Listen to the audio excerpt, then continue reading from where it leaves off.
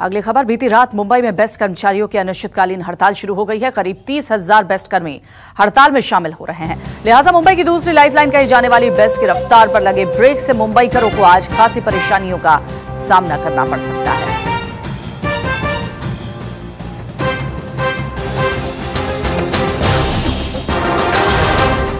माया नगरी की रफ्तार पर आज से लगा ब्रेक।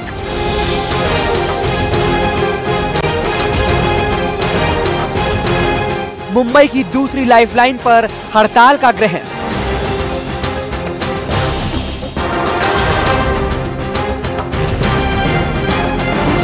मुंबईकरों को झेलनी पड़ सकती है बड़ी परेशानी।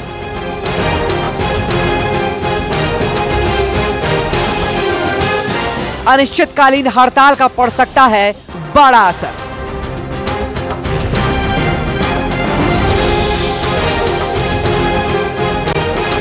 मुंबई की दूसरी लाइफलाइन कही जाने वाली बेस्ट बसों की सेवा आज से ठप हो गई है। वजह है लंबे अरसे से लंबित पड़ी बेस्ट कर्मचारियों की मांगे, जिसको लेकर बेस्ट कर्मचारी बीती रात से अनिश्चितकालीन हड़ताल पर चले गए हैं। चीज को लेकर के पोस्टर्स भी लगाए गए हैं और इस वक्त हम अंधेरी के बेस्ट डिपो पर मौजूद हैं। इसमें लिखा हुआ है कि 7 जनवरी की मध्य रात्रि से बेस्ट जो है वो अपनी सेवा बंद कर देगी और इनकी कुछ मांगे हैं जिनको लेकर के कई महीनों से सालों से ये लगातार कोशिशें कर रहे हैं, लेकिन उसका कोई असर प्रशासन पर होता हुआ नजर नहीं आ रहा है। अनिश्चितकालीन हड़ताल में करीब 30,000 कर्मचारियों के शामिल होने की बात कही जा रही है, जो पिछले काफी वक्त से प्रशासन की उदासीनता से खफा चल रहे हैं। बस सेवाएं प्रभावित होंगी और इसमें लगभग 30,500 कर्मचारी शामिल होंगे। हड़ताल को टालने की कवायद भी की गई। सोमवार दोपहर बेस्ट प्रबंधन और यूनियन की बैठक हुई, लेकिन मसला वही का वही लटका रह गया।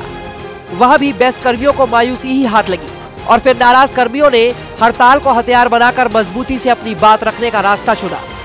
जनरल मैनेजर ने हमको बुलाया था, हम उधर गए, लेकिन उस बैठक में जनरल मैनेजर खुद आए नहीं। जो अधिकारी आए उनको कोई अधिकार दिए गए नहीं और इस तरीके से ये सारे मामले का मजाक उड़ाया गया है। किसी को भी, किसी अधिकारी को या जो निर्णय लेने के कुर्सी में बैठा है उनको निर्णय लेना नहीं है, ऐसे हमको लगता है। बेस्ट कर्मचारियों की हड़ताल के पीछे की मुख्य वजह क्या है वो आपको बताते हैं। उनकी मांगे क्या है ये जान लीजिए। बीएमसी के बजट में बेस्ट के बजट को मिला दिया जाए। इसके अलावा दूसरी मांग तनख्वाह और भत्ते को रिवाइज करने की है। मुंबई की सेकंड लाइफलाइन कही जाने वाली बेस्ट की बसों पर करीब 25 लाख लोग निर्भर करते हैं। लिहाजा आज से मुंबईकरों को काफी मुश्किलात का सामना करना पड़ सकता है।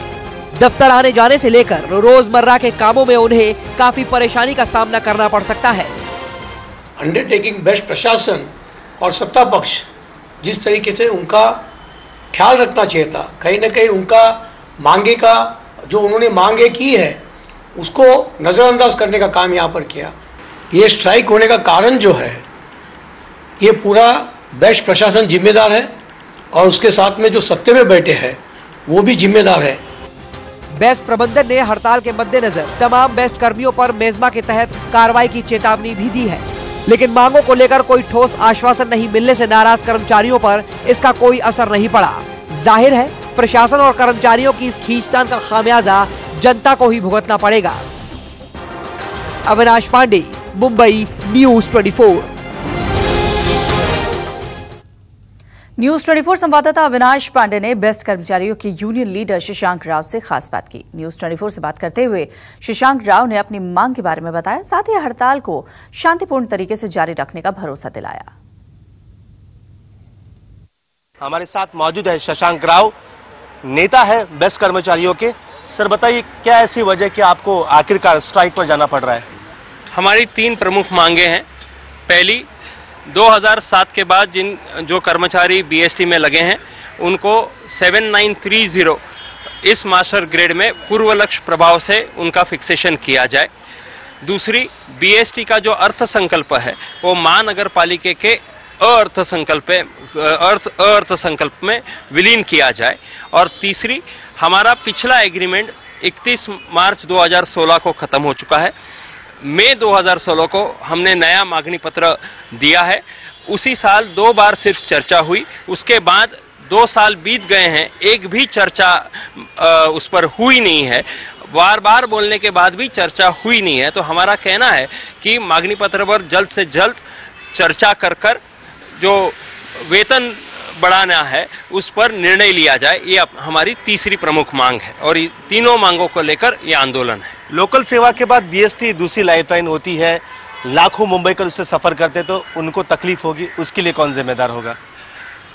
हम रात दिन मुंबईकर जनता की सेवा करते हैं, चाहे वो बरसात हो, ठंड हो, गर्मी हो, लेकिन जब हमारा घर का चूल्हा नहीं जले, हमारे प्रश्न नहीं छूटे, तब ये हमारा आखिरी रास्ता रहता है। ये नहीं है कि हमने पहले सम पुकारा है। गए 1.5-2 साल से लगातार हम प्रशासन को बोल रहे हैं कि आप हमारे प्रश्न छुड़वाओ। जो तकलीफ मुंबईकर जनता को होगी उसके लिए हम क्षमा मांगते हैं, लेकिन हमको भी हमारा घर है और हम ये समझते हैं कि हमारे आंदोलन में मुंबईकर जनता हमारे साथ खड़ी रहेगी। क्या आपकी तरफ से बातचीत के दरवाजे अभी भी खुले हैं?